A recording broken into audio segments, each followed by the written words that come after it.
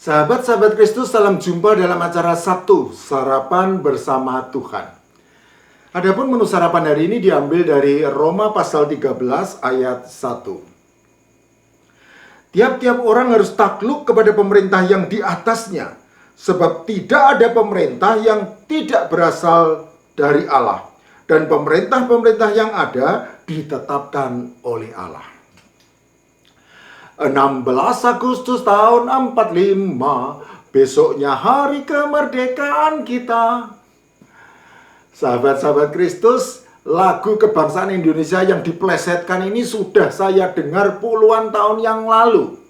Sambil tersenyum geli, saya melihat ada harapan yang membuncah dari orang usil yang entah mendapat ide gila dari mana untuk memplesetkan tanggal 17 Agustus menjadi 16 Agustus. Saya berpendapat demikian karena menganggap bahwa lagu plesetan dari Hari Kemerdekaan Indonesia ini tidak dapat dipungkiri juga mengandung kebenaran. Karena setelah menyebut tanggal 16 Agustus tahun 45, segera menyusul satu kata, besoknya.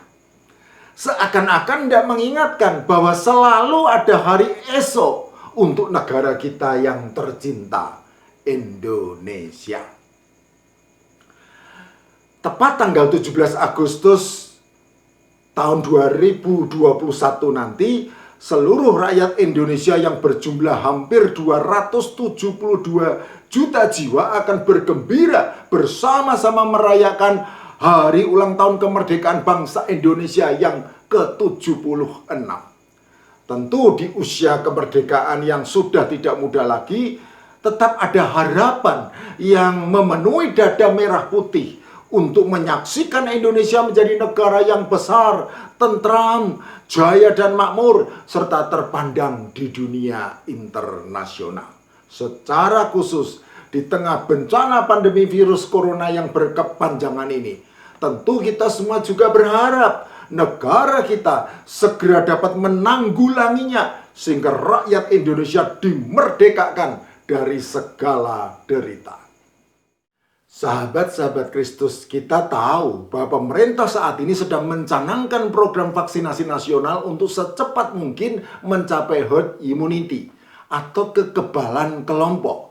Sehingga dengan minimal 70% rakyat sudah divaksinasi, maka kita tidak perlu takut lagi dengan virus corona.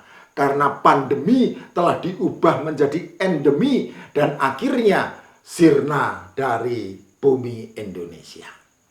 Seiring dengan hal itu, pemerintah juga tidak henti-hentinya terus mengingatkan supaya kita hidup sesuai protokol kesehatan.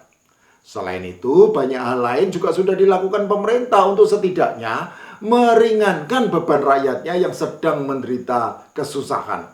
Baik dengan pelayanan kesehatan gratis untuk para pasien positif terinfeksi virus corona, maupun dengan memberi bantuan sosial kepada yang tidak mampu. Tentu masih ada kelemahan dan kekurangan di sana-sini, tetapi hal itu tentu dapat dimaklumi karena tidak ada pemerintah yang sempurna. Terus doakan untuk yang terbaik yang dapat dilakukan oleh pemerintah. Sahabat-sahabat Kristus, positif atau negatifkah reaksi kalian ketika mendengar kata pemerintah? Bagaimanakah pandangan kalian terhadap pemerintah Indonesia saat ini? Sebagai kawan atau lawan? Sebagai pihak yang layak dipuji atau harus dicaci? Sebagai pihak yang harus dihormati atau layak dinista? Sebagai penyelesai masalah atau pembuat masalah? Sebagai alat di tangan Allah atau di tangan iblis? Tentu saja kalian tidak perlu memberikan jawaban atas segala pertanyaan yang saya ajukan. Cukuplah disimpan untuk diri sendiri.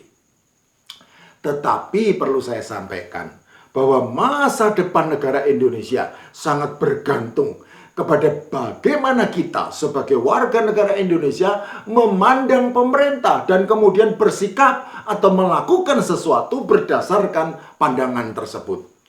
Oleh karena itu, menu sarapan hari ini sengaja dipilih untuk membantu kita memahami konsep Alkitab mengenai pemerintah, sehingga kita dapat secara tepat bersikap kepada pemerintah.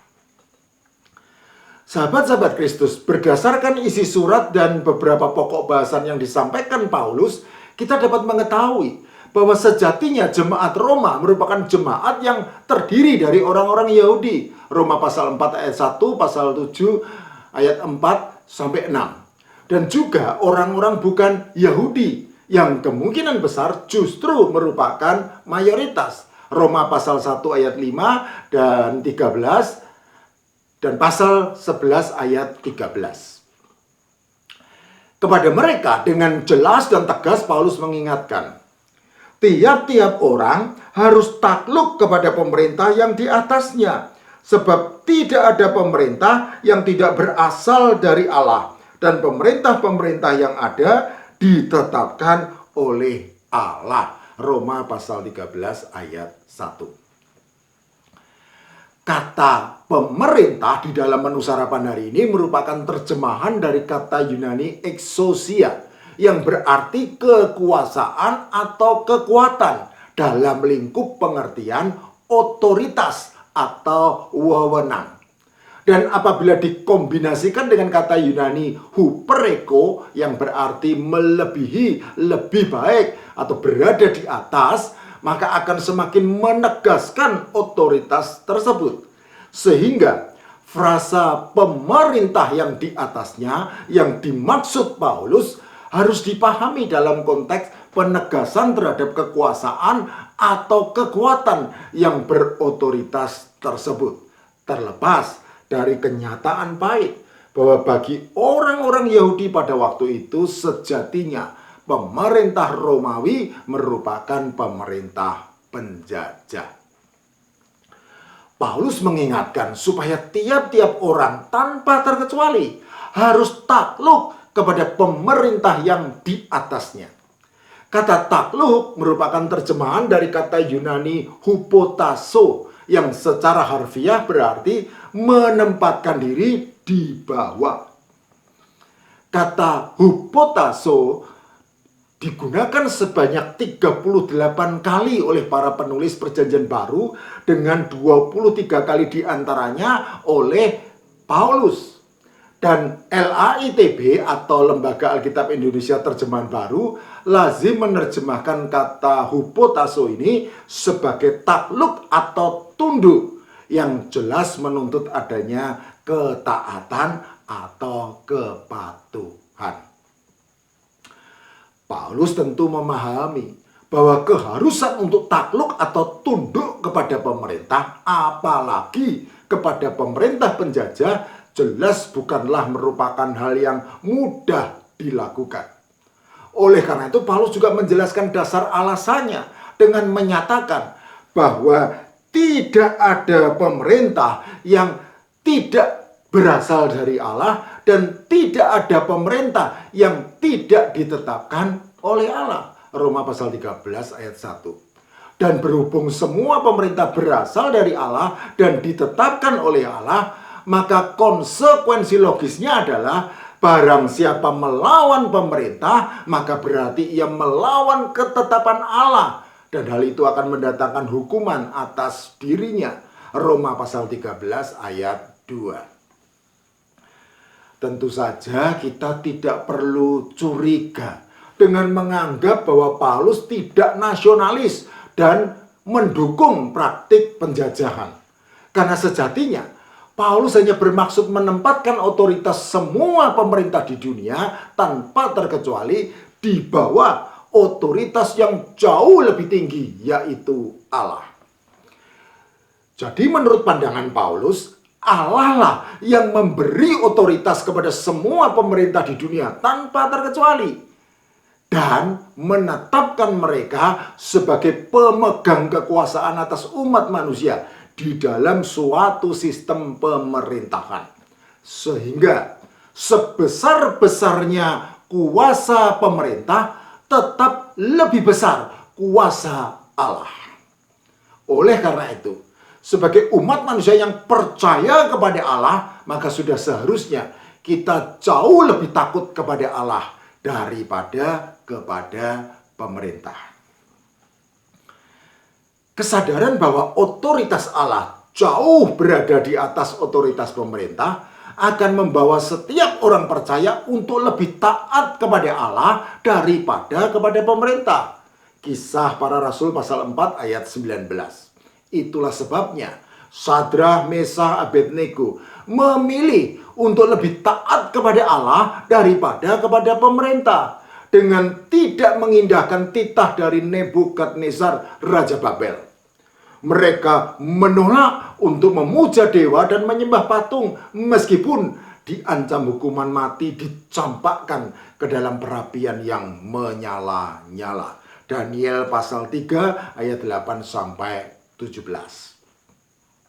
Daniel juga memilih lebih taat kepada Allah daripada kepada pemerintah, dengan tidak mengindahkan larangan dari Darius, raja atas kerajaan orang Kasdim.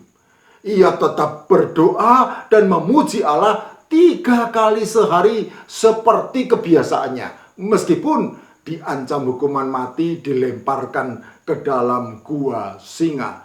Daniel pasal 6 ayat 7 sampai 17. Jadi, selama pemerintah yang ada di atas kita tidak melawan Allah, maka sudah seharusnya kita takluk atau tunduk kepadanya. Kita harus bersedia merendahkan diri dengan hupotaso, yaitu menempatkan diri di bawah otoritas pemerintah yang berasal dari Allah dan ditetapkan oleh Allah. Dan taat atau patuh kepada pemerintah tanpa rasa takut. Mengenai hal ini, Paulus dengan jelas menulis demikian. Sebab jika seorang berbuat baik, ia tidak usah takut kepada pemerintah, hanya jika ia berbuat jahat. Maukah kamu hidup tanpa takut terhadap pemerintah? Perbuatlah apa yang baik dan kamu akan beroleh pujian daripadanya. Karena pemerintah adalah hamba Allah untuk kebaikanmu. Tetapi jika engkau berbuat jahat, takutlah akan dia. Karena tidak percuma pemerintah menyandang pedang. Pemerintah adalah hamba Allah untuk membalaskan murka Allah atas mereka yang berbuat jahat. Sebab itu, perlu kita menaklukkan diri, bukan saja oleh karena kemurkaan Allah, tetapi juga oleh karena suara hati kita. Roma pasal 13 ayat 3 sampai 5. Sahabat-sahabat Kristus, di dalam teks pembukaan Undang-Undang Dasar Negara Republik Indonesia tahun 1945 dinyatakan bahwa atas berkat rahmat Allah yang Maha Kuasa dan dengan didorongkan oleh keinginan luhur supaya berkehidupan kebangsaan yang bebas, maka rakyat Indonesia menyatakan dengan ini kemerdekaannya. Kemerdekaan atas berkat rahmat Allah yang Maha Kuasa tentu harus disyukuri. Oleh karena itu, di usia Republik Indonesia yang ke-76 ini, marilah kita terus berkarya bagi bangsa dan negara tanpa memandang suku, ras, dan agama. Dirgahayu Republik Indonesia. Merdeka!